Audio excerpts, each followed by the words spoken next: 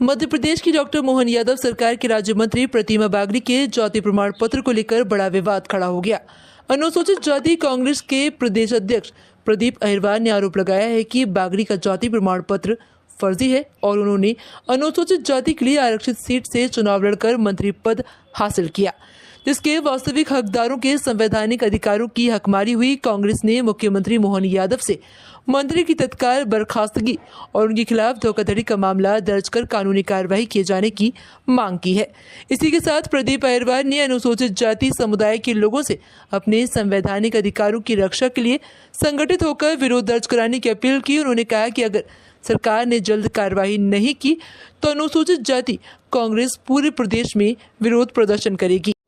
मध्य प्रदेश की जो राज्य मंत्री प्रतिमा बागड़ी जी हैं, ये बागड़ी राजपूत जाति से आती है। अनुसूचित जाति में भी एक बागड़ी जाति है। जाति नाम के समानता होने के कारण ये अनुसूचित जाति का प्रमाण पत्र इन्होंने बनवाया। ये ठाकुर समुदाय से, राजपूत समुदाय से, इनका जाति प्रमाण पत्र फर्जी है और शासन के भी आदेश हैं।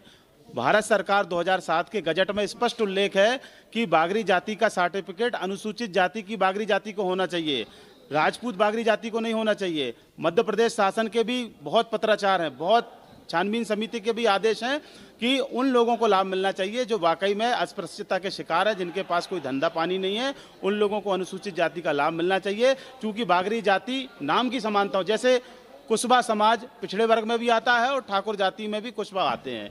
ओझा समाज हमारे आदिवासी भाई भी लिखते हैं और ब्राह्मण भाई भी लिखते हैं। तो इस तरीके से जाति नाम की समानता होने के कारण प्रतिमा बागड़ी जैसी एक भारतीय जनता पार्टी की नेता, उन्होंने जाति सर्टिफिकेट अनुसूचित जाति का बनवाया, राजपूत होते हुए भी, और अनुसूचित जाति वर्ग की आरक्षित सीट से उन्होंने चुनाव लड़ा।